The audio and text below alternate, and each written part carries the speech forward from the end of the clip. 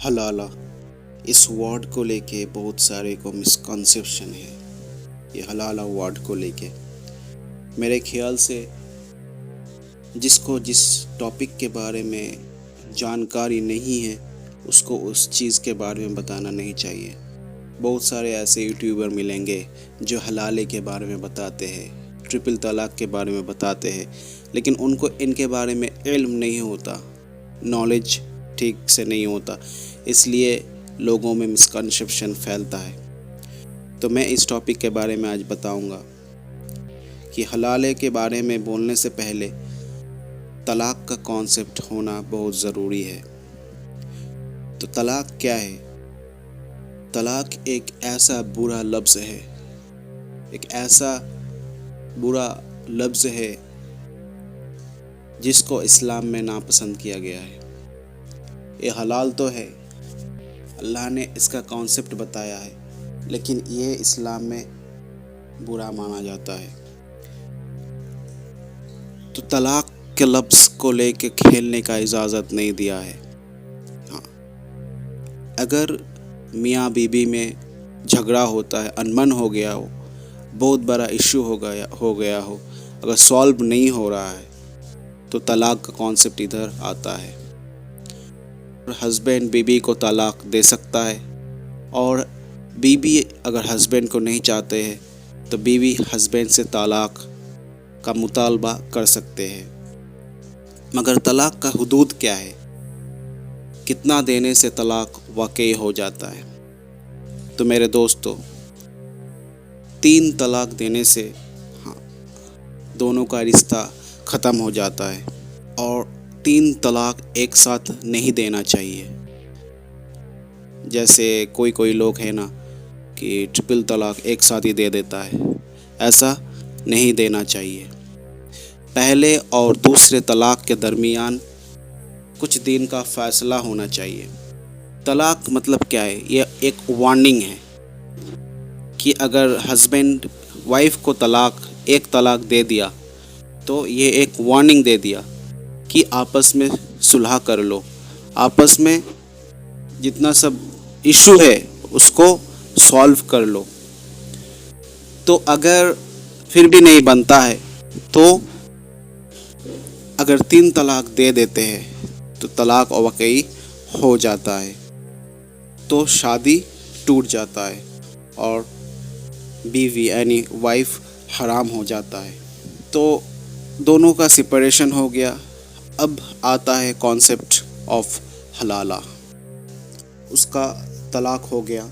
अभी इद्दत गुजरने के बाद अभी दूसरे जगह पे जो शादी हुआ वो कहीं पे भी शादी कर सकते हैं, सिवाय पहले जो हस्बैंड था जिससे तलाक हुआ उससे नहीं कर सकते।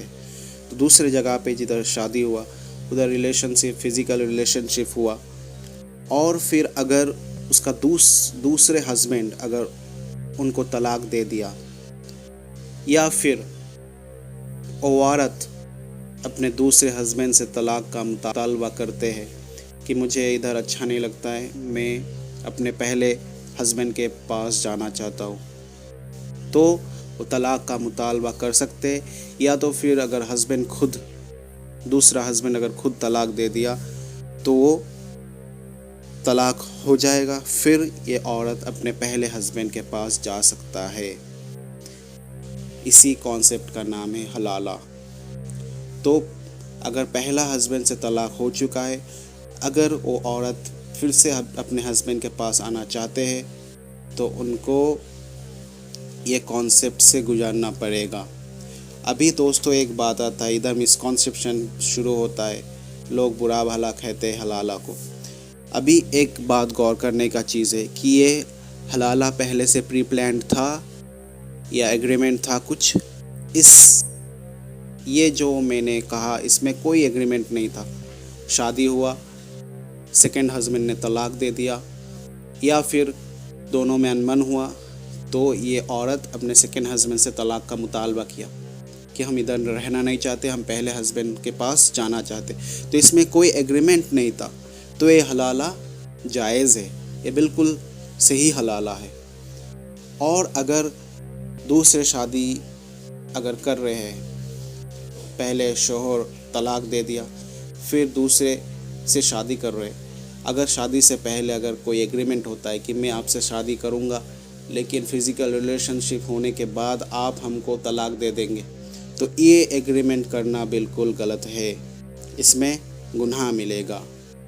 ऐसा प्री प्लान्ड एग्रीमेंट ऐसा नहीं है, ऐसा हलाला बिल्कुल ठीक नहीं है। फिर भी वो हो जाएगा। हलाला का कॉन्सेप्ट आपको क्लियर हो गया है। तो ये जो हलाला का कॉन्सेप्ट है, एक तरह से माना जाता है कि ये एक पनिशमेंट है हस्बैंड और वाइफ के लिए। जो हस्बैंड अपने बीवी को तलाक दे दिया हो, अगर उसी बीवी को फिर से पाना चाहते हैं, तो ये हलाला का जो प्रोसेस है ना, इसको गुजारना पड़ेगा।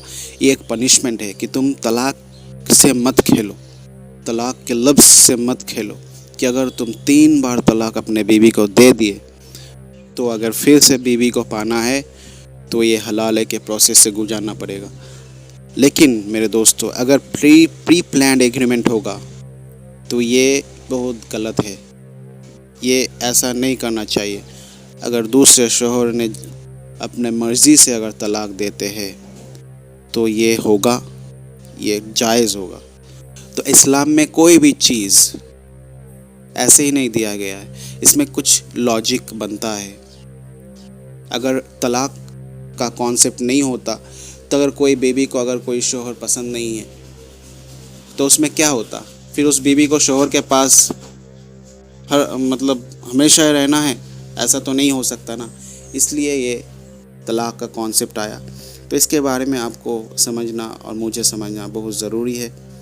तो मेरा गुजारिश है कि आप सब इसके बारे में अच्छे से अच्छा जो है ना नॉलेज हासिल करिए। मुझे उम्मीद है कि मैं जितना ब्रीफ इसको कह सका आपको समझ में आया होगा। तो मिलते हैं अगला नेक्स्ट टॉपिक पे। Thank you.